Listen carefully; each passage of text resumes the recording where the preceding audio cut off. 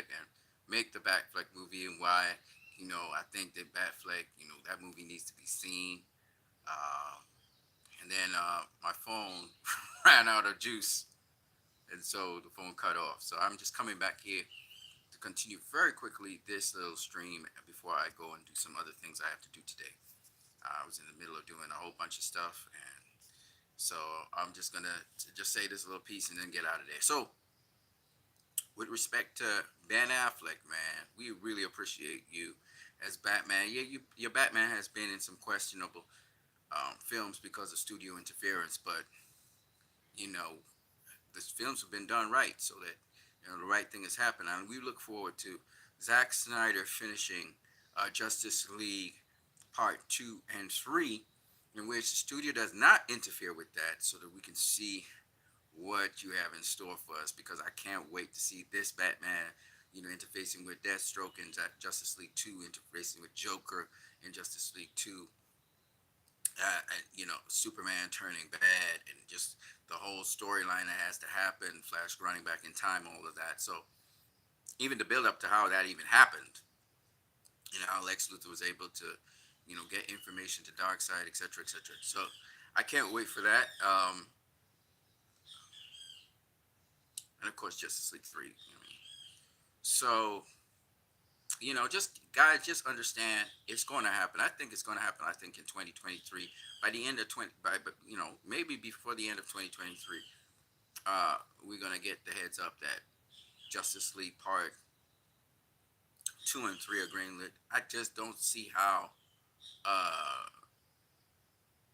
Warner Brothers Discovery would pass up that opportunity when all is said and done, especially if the DC properties, as they are right now, are not really doing it for nobody.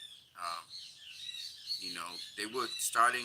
I thought that Abdi and Mike DeLuca, were moving in the direction of, seeing these properties come out. But either way, if Zaslav is really about his word and mending broken relationships, I think it would be in his best interest to ensure that Snyder finishes his trilogy, his Justice League trilogy. That'd just be. I think it's just a sensible thing to do. Also, I think that it would be a sensible thing for. See, I don't know how much Warner Brothers knows about Greg Silverman, but Greg Silverman was the guy who really, under him, Zach was able to do Man of Steel and Batman v Superman. But of course, there were some people like Tsuchihara who just really screwed it up because he was trying to press for runtime. And all these execs who talk about runtime, like I said before, James Cameron, he had to rebuke one of them for saying that they should cut runtime. I think a lot of these people, I don't know why they think like that, always feeling they need to cut runtime. Why are you going to sacrifice a movie by cutting runtime and make it a substandard product from what it's supposed to be just because of runtime? You don't do those things. James Cameron's Avatar is going to be about 3 hours long, and that's the way it should be. It's a weird thing. When I looked at the 2017 Justice League, it feels like a much longer movie than the 4 hour Zack Snyder Justice. In fact, the amount of times I watch Zack Snyder Justice League is not funny. Okay, I have it in digital and I watch it very regularly, and I go through those 4 hours like nothing. Okay, because what I realize is once you have a coherent story and you're roped into the story, time flies. So Zack Snyder's Justice League is not boring. It's not a slug. I don't expect Avatar to be. In fact, I expect Avatar to be fully immersive because it's 3D, and things are going to be moving around you and across the screen and stuff like that. You're going to feel like you're there. So I expect Avatar to even be a much more immersive experience, and for that reason, I expect it to be something that happens and time flies by. I just have to fix my eyes a little bit so I make sure